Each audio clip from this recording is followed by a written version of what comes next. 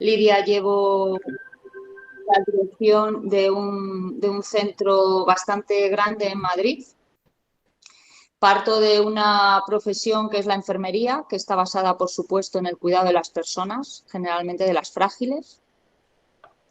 Además, tengo mucha relación con el cuidado paliativo, con lo cual desde muy joven en esta profesión he tenido que escuchar a la persona y al entorno para intentar mediar en muchas ocasiones y salvar valores de un lado y de otro. Eh, antes de conocer a Lidia, yo tenía en mi cabeza lo que podía ser la ética, ¿no? Yo creo que como todas las personas jóvenes, ¿no? Lo que está bien y lo que está mal, lo que está bien lo peleo hasta el último momento y da igual lo que tenga enfrente y lo que está mal, pues lucho contra ello, ¿no? Con Lidia entendí que la ética era mucho más profunda y me enseñó a trabajar en el cuidado de las personas mayores de otro modo. Quizás para mí el hacer una reflexión sobre lo que sucedió en marzo del 2020 en Madrid me ha hecho estos días darme cuenta de que, bueno, de que quizás he borrado algunas áreas o algunos temas que me dañaron bastante más de lo que yo pienso. Mira, yo llevo muchos años cuidando en geriatría. Para mí el paciente y la persona mayor son altamente frágiles, no solo porque la patología les convierta en personas frágiles, generalmente cuando llegan a mí, que es un centro de mayores, llegan a mí con dos órganos vitales cuanto menos tremendamente dañados y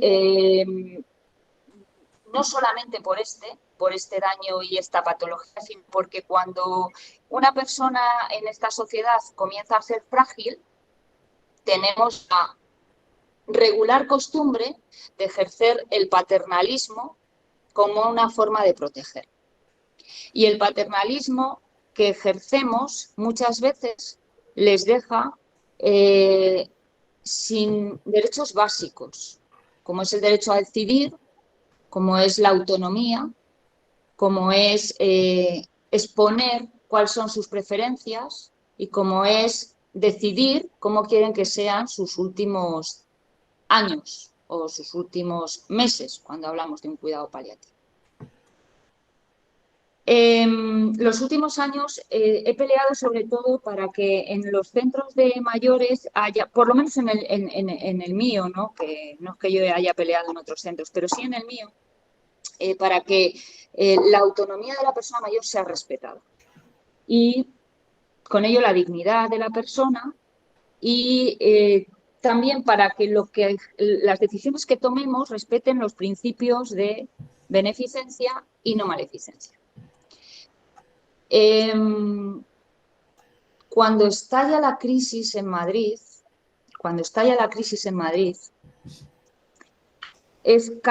yo no sé cómo se ha vivido en otros lugares, ¿no? Pero aquí la primera ola cae como un verdadero terremoto. Es una sacudida dentro de la ciudad y yo creo que cada uno intentó solventar la situación como pudo.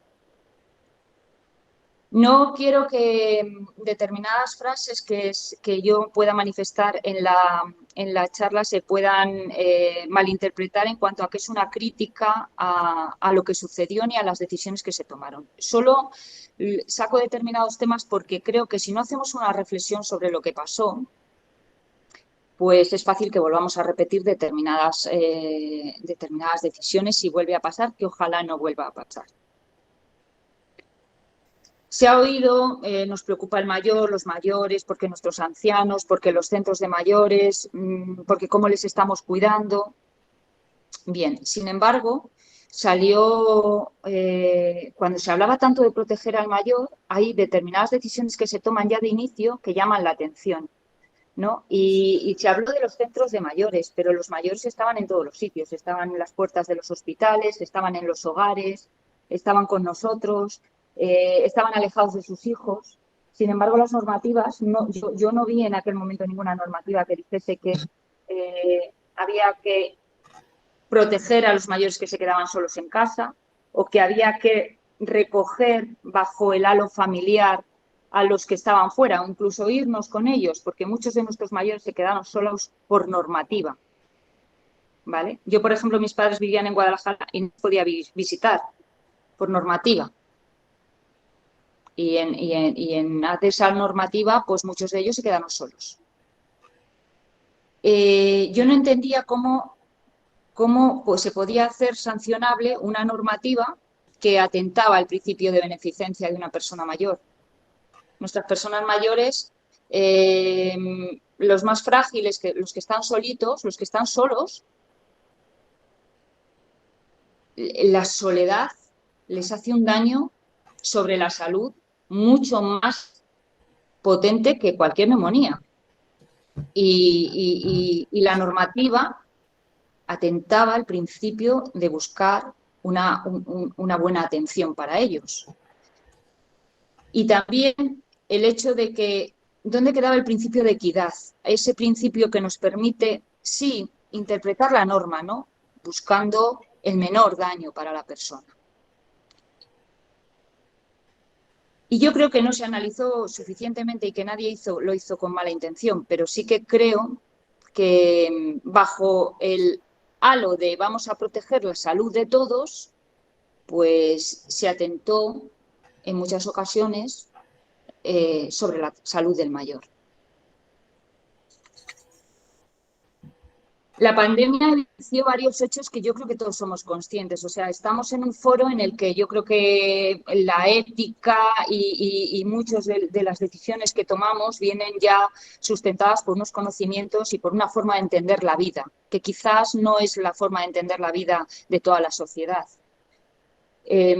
Hace un par de años, una persona que ha influido también sobre mí mucho en el tema de ética, al igual que Lidia, que es Diego Gracia, me decía que la ética la habíamos sustituido por la justicia y habíamos metido la legalidad en todo en decisiones que siempre han funcionado desde el punto de vista ético. Y una vez metemos la legalidad y las normativas, pues perdemos principios, pues eso, el de equidad, el de no maleficencia. Y yo, que soy una tremenda defensora de la ética, la verdad es que creo que no la tenemos en la estima que deberíamos tenerla. Así nos va realmente en muchas ocasiones. Hay temas que antes de suceder la pandemia estaban como muy claros. Somos responsables del cuidado de los mayores. Estamos legalmente obligados además a protegerles como hijos. Hay un par de normativas y que quedan definidas dentro del sistema. Sin embargo, pues estalló la crisis y yo creo que todos nos perdimos y en el camino se perdieron ellos también. Para mí la pandemia evidenció varios hechos dentro de la sociedad. Primero, el riesgo quedó evidenciado para todos el riesgo de supervivencia de especie. Hacía muchos años, estas generaciones que estamos ahora, ni siquiera nos habíamos planteado este tema. Y la supervivencia de la especie marcó mucho más de lo que parece todo tipo de normativa y todo tipo de hechos de alrededor. Pero es verdad que tuvo que venir una pandemia para decirnos que a lo mejor no estamos tan seguros ni somos tan intocables como lo puede parecer. La pandemia evidenció una inmadurez en los líderes, creo que bastante importante, ¿no? Una inmadurez porque era obligado a tomar decisiones, pero la inmadurez hace que no queramos ser responsables de las decisiones que tomamos. Entonces se tomaron de forma lenta y con muchos matices. La inmadurez social para entender que realmente la muerte está detrás de cada uno de nosotros y que en una pandemia los más frágiles son los primeros en fallecer, queramos o no, les protejamos o no. Los más frágiles en una pandemia son los primeros en fallecer. No porque nadie les haya atacado y no porque les hayamos dejado de proteger, sino porque no reúnen las condiciones para superar los efectos de una enfermedad tan grave como es la COVID, que atenta directamente al pulmón y al corazón de las personas. Y esto lo digo porque puede parecer que en los centros falleció mucha gente. Claro que falleció mucha gente en los centros, porque es que en los centros de mayores está la parte más frágil de esta sociedad. Porque los mayores que están bien no están con nosotros, están en sus casas, o están en sus barrios, o están con sus hijos.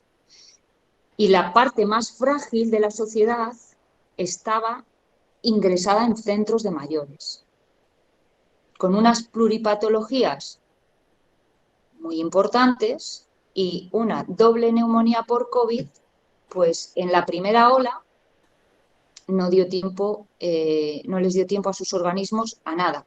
De hecho, os puedo asegurar que enfermaban por la mañana y fallecían por la tarde. Y así era. Y luego, otra cosa que evidenció la pandemia es ese juego de doble moral que tenemos respecto al cuidado de las personas mayores. Porque mirad, en un centro de mayores hay aproximadamente un 30% de población que podría vivir en domicilios. No vive en domicilios porque porque no quieren estar solos, punto número uno, y porque la vida de los hijos no permite que ellos tengan una vida medianamente normal, de relación, de dignidad. O sea, llevados a casa, pues están solos mucho tiempo. Y cómo se desarrolla la vida en una ciudad como Madrid, pues impide que yo me pueda quedar a mi madre en casa, porque salgo de casa a las 7 de la mañana y vuelvo a las 8 de la tarde. Ya, pero este tema, cuando sucedió el confinamiento, cuando nos mandaron a todos a casa, pues estaba resuelto. Y muchos de los mayores que yo, por ejemplo, tenía, podían haber ido a casa. Otros muchos no. Otros muchos no.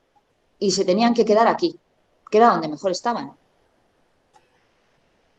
Pero hay un 30% de población que sí podía haber ido a casa. Y no fue. Y yo creo que el miedo nos confinaron y nos metimos en las casas pues con nuestros maridos y nuestros hijos, o con la compañera de piso, pero no hicimos la reflexión de quién falta aquí, quién falta. Cuando la verdad es que mi centro fue un centro en el que entró tarde el virus. Y yo ya llevaba mucho, yo trabajo también en urgencias, en un hospital grande en Madrid. Entonces yo ya llevaba bastante visto, ¿no? Y sabía más o menos cómo se iba a desarrollar, cómo iba a evolucionar. Eh, y sabía que no era un buen sitio el hospital también para ellos. Yo no voy a hacer una crítica a cómo se hizo el triaje, porque realmente no lo habrían superado ni aquí ni en el hospital. De hecho, yo peleé mucho por la salida de algunos de ellos, que sí que consideraba yo que podían salir adelante, y estuvieron 20 días en un hospital y tampoco lo superaron. Pero sí que es verdad que siempre me quedará en la cabeza el hecho de que, bueno, pues de que, por ejemplo, yo a mis padres no me los traje a casa, eran autónomos, ¿eh? Pero yo no me los traje a casa tampoco. Y no sabíamos lo que iba a durar el confinamiento. Y también me queda en la cabeza que yo propuse a muchos de mis personas mayores que viniesen a por ello, porque entendía que la soledad y la lejanía de las familias iba a tener un efecto arrollador. Y tampoco se produjo. Entonces, pues nos encontramos con personas mayores altamente frágiles dentro de un centro de mayores donde no es un entorno hospitalario, Es verdad que mi centro reúne muchas condiciones de sanitarias, ¿no? Porque yo sí que tengo pues un alto volumen de médicos y de enfermería, tengo oxígeno en habitaciones, pero es que un centro de mayores no es esto. Un centro de mayores es una casa donde se les intenta cuidar, porque es lo que hacen lo que hacemos los centros de mayores, cuidar de los mayores, pero desde luego no somos un hospital y no estamos preparados para atender una doble neumonía por COVID. Porque para eso se ha demostrado lo primero que hacía falta un puesto de UBI o cuanto menos un respirador de alto flujo. Y nosotros no lo teníamos. Yo, yo tuve oxígeno, pero muchos de los centros pequeños no tenían ni oxígeno. Hablábamos de salud, vamos a proteger la salud, pero yo siempre que hablo de este tema últimamente lo digo, la salud son tres esferas, física, social y emocional y psicológica. Y las normativas iban dirigidas a proteger la salud física del adulto, además. Pero la emocional y la social, pues no, porque un confinamiento desde luego no habla de salud. Podemos decir que nos estamos intentando proteger físicamente, pero mentalmente nos estamos, de hecho, el tiempo demostrará cuál es el daño de los confinamientos.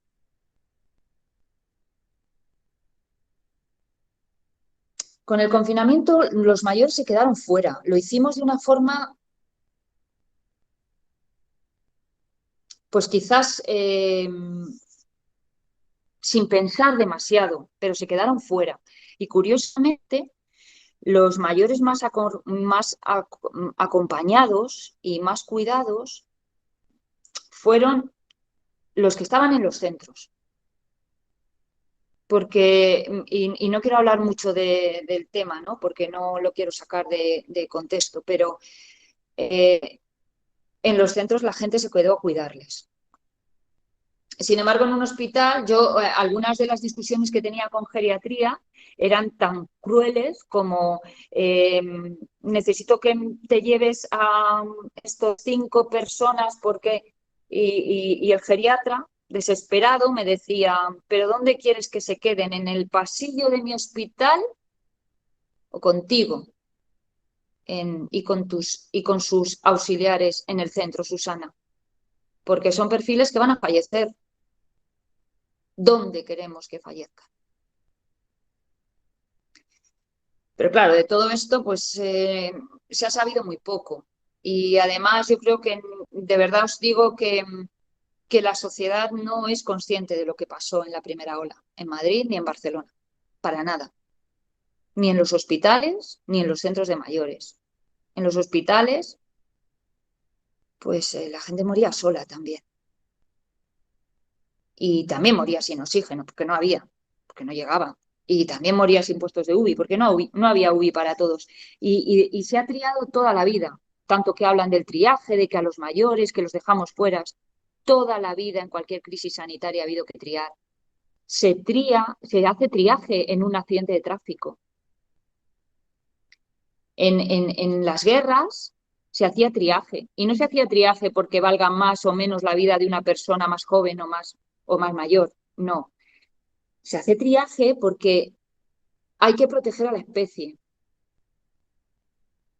Y si hay que proteger a la especie, hay que proteger al adulto, a la parte de la sociedad que es productiva, a la parte de la sociedad que protege y que garantiza la supervivencia de la especie.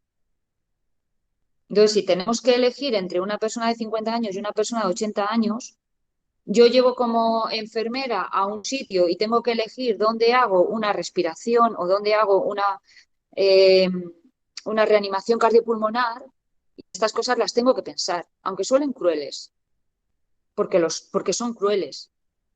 Porque si es mi madre, pues yo voy a querer que atiendan a mi madre. Pero, pero realmente no se hace así. Lo que pasa es que no lo habíamos vivido. Ellos, curiosamente, los mayores lo vivieron de otro modo mucho más sencillo. Y a mí lo que me daba mucha pena es que lo que ellos comentaban es, pero hija, si yo ya he vivido 90 años, Si yo lo que quiero es dar un abrazo a mis hijos. A mí que me cuentan de que yo me voy a enfermar y de que yo no quiero estar 3 meses sin verles. Ese era su problema. No era el problema morirse. Y nosotros, pues bueno, yo creo que no hicimos las cosas pensando en los valores de ellos. Los valores que tiene una persona mayor no tienen nada que ver o las prioridades de una persona mayor no tienen nada que ver con las prioridades de un adulto. Un adulto, claro, tiene que proteger la vida por encima de todo. Pues sí, la mayoría de los adultos tenemos gente bajo nuestra responsabilidad, tenemos un puesto de trabajo, tenemos y queremos mantener un estatus social y queremos mantener un estatus económico. Pero si preguntamos a los mayores, muchas de esas prioridades ya no están. No quieren un estatus social, no quieren un estatus económico y no quieren que les protejamos la vida. Sin embargo, a lo mejor sí que quieren un ambiente de cuidado y de confort, sí que quieren sentirse parte de una familia y sí que quieren tener la seguridad de que pueden ver a sus hijos y a sus nietos. Y todo esto con aquellas normativas en aquella hecatombe, pues se quedaron sin ello. Se quedaron sin ello. Y os puedo asegurar que he visto muchas lágrimas de las personas mayores por este tema, muchas más que por las de cuando han enfermado y se morían. Las lágrimas no venían por ahí. Las lágrimas venían porque los mayores enferman de soledad muchas veces. Y los mayores enferman, el mayor problema que tiene una persona mayor no es que es un cardiópata o que tiene una enfermedad pulmonar obstructiva crónica. El mayor problema que tiene una persona mayor es que está aislada y sola, muchísimas veces. Que pierde su rol social, que pierde su rol de familia, que en esta sociedad no les escuchamos, que en cuanto que se convierten en un poco, que tienen un poco de dependencia, un poco de fragilidad, decidimos por ellos todo el rato. Una de las luchas más grandes dentro de la geriatría, antes de la pandemia y ahora también, ya después, es la sujeción en una persona mayor. Todavía a estas alturas. Todavía la gente viene y te dice, no, no, yo mi madre quiero que esté sujeta a una silla porque no quiero que se caiga. Pues, pues no sé si les estamos cuidando realmente, si les estamos dando lo que realmente ellos nos pedirían. Yo insisto mucho en el documento de voluntades anticipadas, porque veo mucho maltrato paternalista, pero al final les intentamos cuidar tanto y proteger tanto que es que les quitamos la libertad de movimiento, por ejemplo, o la libertad de decisión. Y en aquella pandemia, en aquellos días tan duros para todos, nadie les preguntó cómo querían ellos vivir la pandemia. Quedaron sujetos a decisiones de gobiernos, a decisiones de hijos que decían, no, no, mamá, yo no voy a ir a verte porque vas a enfermar. Y la madre lo que enfermó fue de depresión y de pena. El confinamiento ha tenido efectos gravísimos, lo vamos a ver en las personas jóvenes. Yo soy además madre de 3 adolescentes, ¿no? Y de verdad que he visto que, que, que todo tiene, que hay que dar salida a la gente joven. Yo cuando oigo estas críticas tan tremendas, a veces arrolladoras, sobre cómo se comporta la gente joven necesita relacionarse porque la salud no es solo un tema físico. Otra cosa es que se nos bloqueaban los hospitales, se nos colapsaban las urgencias y había que intentar que no se colapsasen, pero, pero no porque fuese la mejor decisión y porque se hiciese en el nombre de la salud. La salud es otra historia y yo creo que todos lo sabemos. Una persona sana es una persona que realmente es feliz. Una persona sana es una persona feliz. Y es muy difícil ser feliz si te protegen la salud física, pero si estás solo y si nadie puede venir a verte y si nadie te puede proteger. Uno de los momentos más críticos en los centros de mayores fue cuando se decide que tienen que ir a sus habitaciones. todos.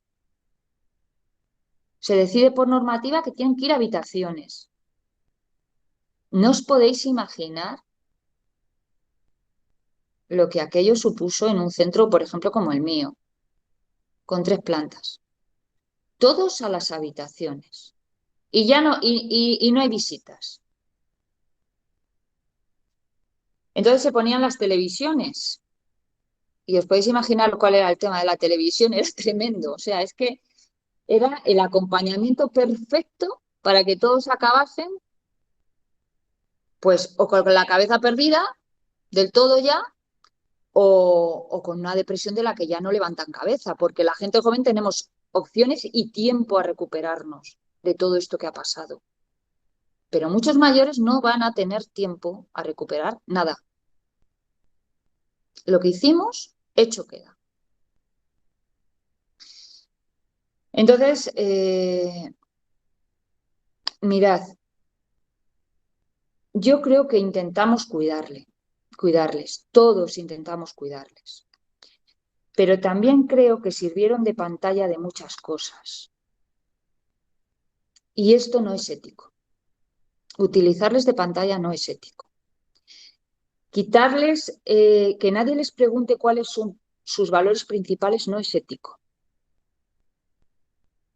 Que les quitemos la autonomía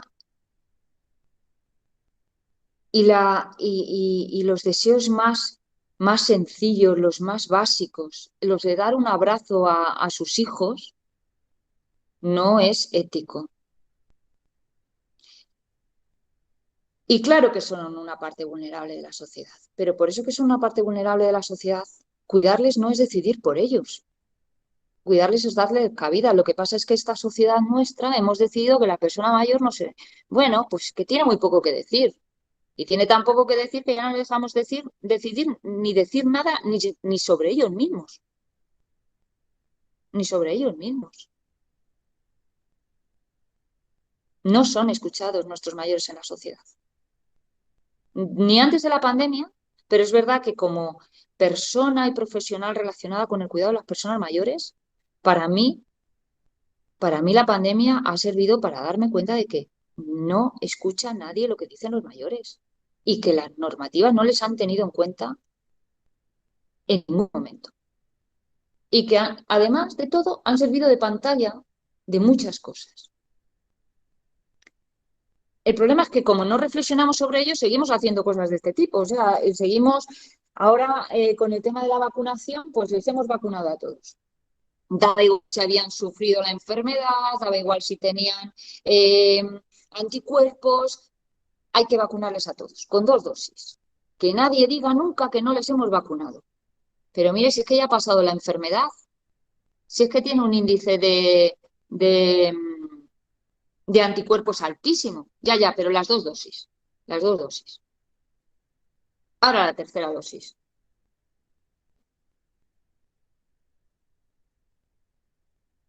Pues mirad, algún día lo entenderé. No digo que no. Pero quizás por rebeldía lo entiendo poco. Entiendo poco cómo hemos hecho las cosas. Os quiero leer una pequeña reflexión que hice con un compañero que en un momento determinado me dice que cómo puedo ayudar a la pregunta es cómo puedo ayudar a mis padres, ¿no? En plena pandemia. Ahora, leído ahora, suena un poco duro, pero sí que quiero que veáis cuál era mi nivel de indignación en aquel momento, porque lo que yo escribí sobre esa pregunta fue lo que os voy a leer, ¿vale? Entonces, cogedlo con pinzas, porque está dentro sale de una cabeza que estaba un poquito desequilibrada en aquel momento, porque venía de vivir las noches de las urgencias y de ver lo que estaba pasando en mi centro, en el que eh, éramos un montón de sanitarios y aún así pues se nos morían los más frágiles. A mí se me murió un 20% de la gente del centro. También es verdad, y os lo digo, esto también os lo digo sinceramente, después analicé cada uno de los fallecimientos. y todos eran un cuidado paliativo. Menos 2 casos que los derivé al hospital, conseguí que los derivasen y fallecieron allí, que no eran cuidado paliativo. El resto entraban dentro de lo que se llama una persona de cuidado paliativo, donde lo que le puedes ofrecer es un cuidado, pero van a fallecer en un año aproximadamente. Esa fue la parte de la población del centro que falleció. El resto lo superó. Y hay muchos que lo han superado y que yo todavía me hago cruces, ¿eh? Cómo lo habrán superado. Pero bueno, ahí están, pegándose en la puerta de la peluquería todos los días para que les peinen los primeros. La pregunta que me hizo Jesús fue: ¿cómo puedo ayudar a mis padres? Esta pregunta me lleva a reflexionar qué está pasando con nuestros padres dentro de esta sociedad, ¿no? Que solo se mueve últimamente entre el contraataque y la defensa propia. Eso era lo que estaba pasando en aquel momento. Los grupos políticos se atacaban los unos a los otros, como, bueno, esto también lo hacen ahora y lo harán y lo seguirán haciendo, pero en aquel momento chirriaba más, ¿no? Porque parecía que nuestros líderes se tenían que unir. Mira, la depresión en el mayor, un 30% de las personas mayores sufren depresión, de uno u otro modo. Yo creo que todos los que tengáis una persona mayor os podréis dar cuenta que muchas de las cosas que suceden es que entran en un bucle de tristeza, de tristeza.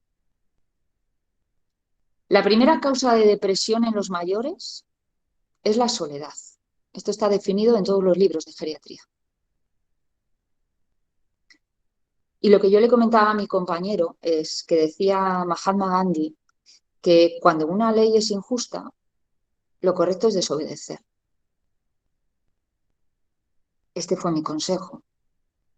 Digo, cogedlo con pinzas porque mi cabeza no estaba muy allá. Pero a esta reflexión llegué yo y la quiero compartir con vosotros porque sé que sois un grupo un foro que lo va a entender, ¿vale? Pero de verdad que hacedlo eso, con pinzas.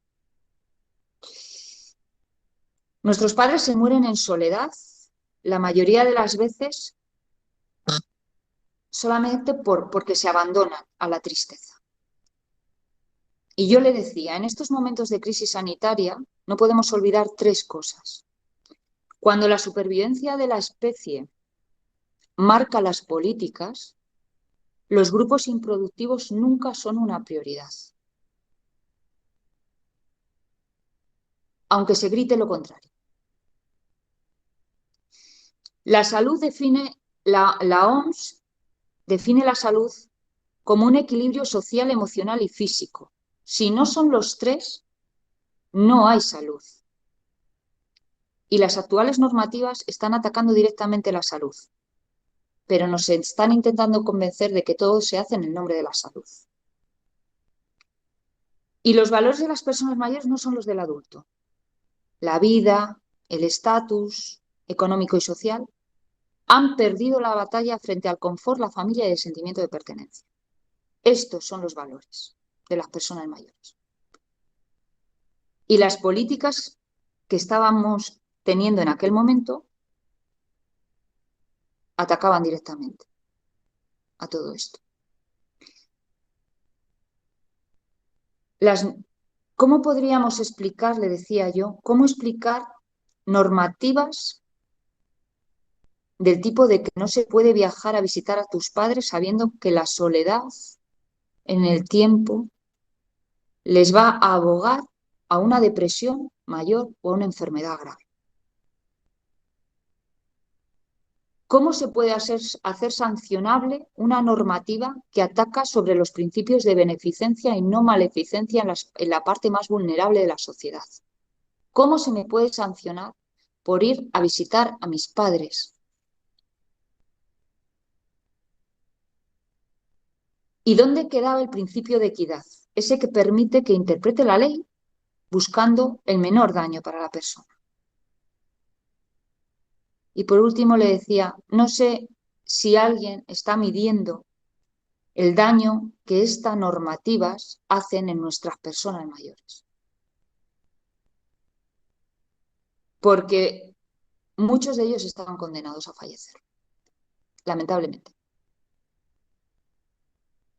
Ha fallecido mucha gente joven. Muchos de ellos no tenían ni un resquicio de posibilidad de superarlo.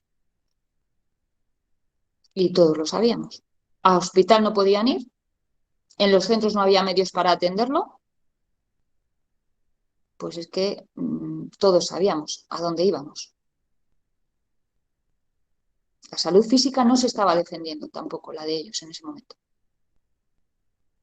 porque todos sabíamos que era una batalla perdida.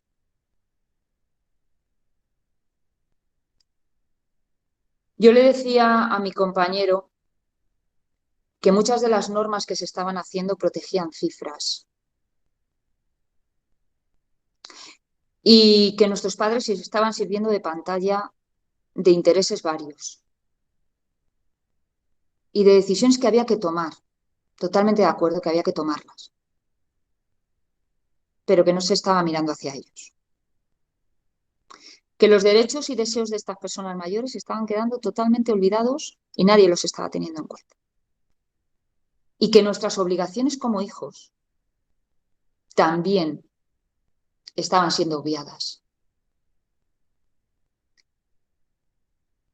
Y yo lo que le decía es que si a mis padres les hubiesen pasado algo, les pasase algo en ese momento de confinamiento, donde yo por no ser denunciada en una carretera un sábado por la mañana, porque había saltado la comunidad, decidía no ir, como muchos de mis amigos, no sé si podría haberme perdonado nunca el que hubiesen muerto solos, amparándome en que yo tenía que cumplir una normativa. Por eso yo le decía que me amparaba en la frase de Mahatma Gandhi, que decía que cuando una ley es injusta, lo correcto es desobedecer. Ahora lo que yo pediría es que se reflexionase sobre lo que ha pasado y sobre cómo cuidamos a nuestros mayores. Y para cuidar a nuestros mayores hay dos cosas que hay que hacer obligatoriamente en esta sociedad. Primero, entender que tienen que fallecer. Porque cuidar a un mayor tampoco es alargar la situación años y llevarles al hospital una vez cada semana para que estén en la puerta de un box porque yo les recibo en urgencias, que no saben ni dónde están ni qué hacen allí y que tampoco vamos a hacer nada de verdad por ellos, porque no se puede muchas veces. Porque, porque es que hemos nacido para morir. Entonces, el día que esta sociedad entienda que hemos nacido para morir, empezaremos a cuidar a nuestros mayores con más respeto. Porque ahora lo hacemos francamente mal.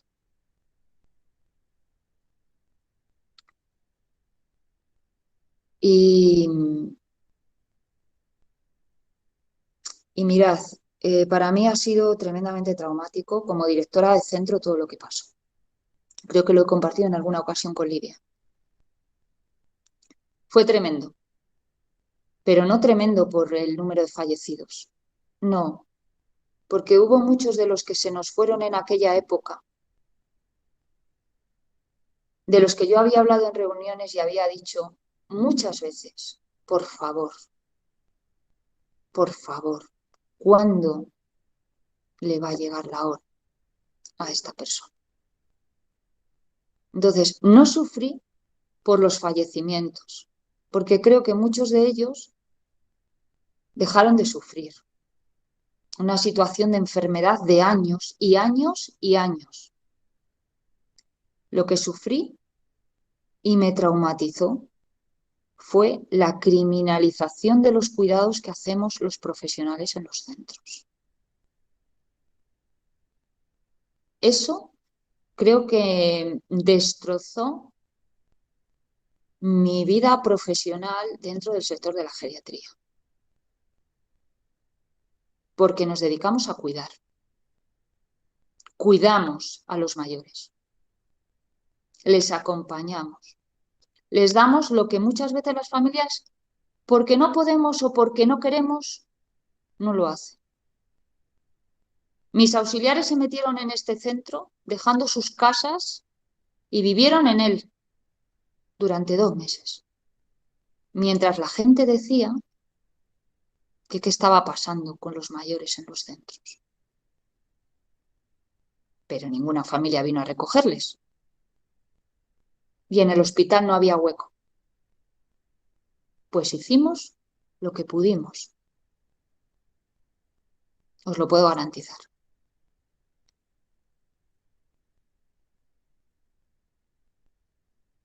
Pero se nos criminalizó.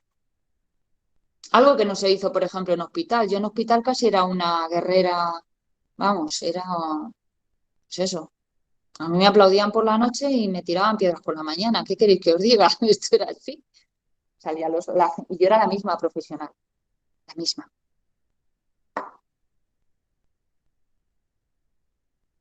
Pero eso es lo de menos. Yo creo que eso no lo he superado porque me he dado cuenta que he olvidado muchas cosas, pero es lo de menos. A mí lo que más me preocupa es cómo estamos cuidando de verdad a los mayores en esta sociedad. Así que bueno, yo agradecer que me hayáis permitido hablar de este tema en el foro y ahora si queréis pues compartimos lo que, lo que desea, lo que queráis. Estoy dispuesta a contestar cualquier pregunta. No, de verdad no os quedéis con nada dentro. Habrá dentro del foro gente que haya tenido alguna cuestión personal de alguna persona que tuviese en residencias. Cada uno lo habréis vivido a vuestra manera. Creo que el trauma de no poder despedirnos, esto es una cosa que yo defiendo en cuidados paliativos, en la despedida de los nuestros. Solo tenemos una ocasión para despedirnos de los nuestros. Y en pandemia nos la robaron. Y eso dejó traumatizadas a muchas familias en este país.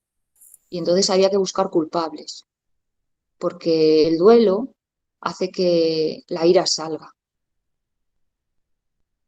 Y bueno, pues buscamos los culpables donde podemos.